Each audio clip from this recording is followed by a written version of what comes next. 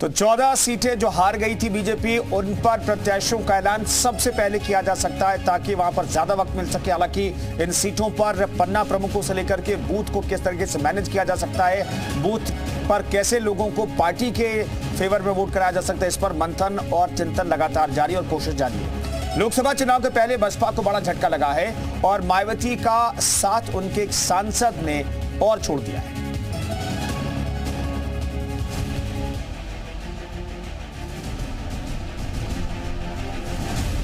लोकसभा चुनाव से पहले बसपा को एक झटका लगा है। उत्तर प्रदेश की अंबेडकर नगर लोकसभा सीट से सांसद रितेश पांडे ने रविवार को बसपा की प्राथमिक सदस्यता से इस्तीफा दे दिया। वो उन 9 सांसदों में शामिल थे जिन्होंने संसद के बजट सत्र के दौरान संसद भवन में पीएम मोदी के साथ लंच किया था।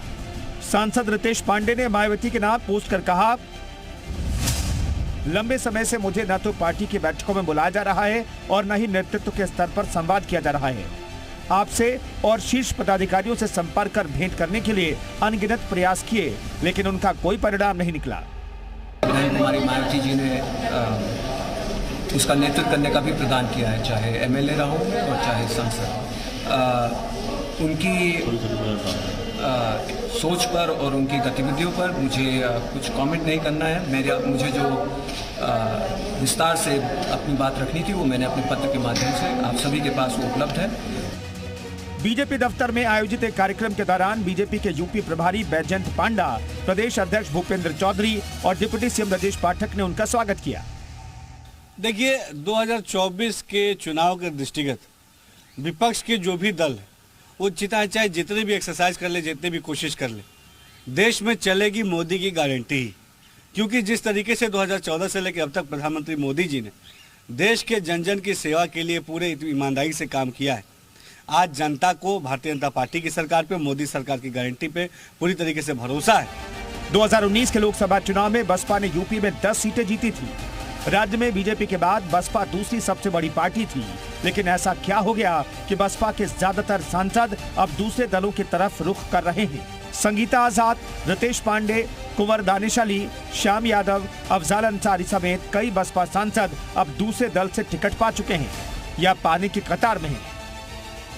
वजह है कि इनमें से कई सांसदों को पार्टी बैठक में नहीं बुलाया जाता था, साथ ही संगठन के अभियानों से भी दूर रखा जाता था, जिसकी वजह से ये अब बसपा से दूर होते जा रहे हैं। इधर रितेश के पार्टी छोड़ने के बाद मायावती ने आरोपों का जवाब देने में देरी नहीं की।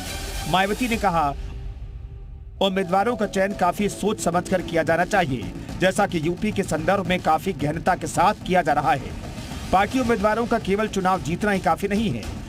वजह कुछ भी हो, बसपा के सांसदों की बगावत करने के संकेत और बसपा के अकेले लड़ने के फैसले ने बसपा को चुनावी माहौल में अलग थलग कर दिया है, जिसकी वजह से अभी तक प्रत्याशी चयन भी बसपा नहीं कर पाई है। ब्यूरो रिपोर्ट, जी मीडिया। तो रितेश पांडे ने भी बसपा का दामन छोड़ दिया, बीजेपी में शामिल हो गए, लेकिन चुनावों से पहले क्यों बसपा कमजोर हो रही है, समझिए। 2012 के बाद से दरअसल ढलान पर है बीएसपी। 2014 में बसपा अकेले चुनाव लड़ी थी, चुनाव में बसपा का खाता तक नहीं खुला। 2019 में सपा के साथ मिलकर लड़ा चुनाव और 2019 में बीएसपी ने 10 सीटें जीती थी, लेकिन इसके बाद गठबंधन खत्म हो गया था।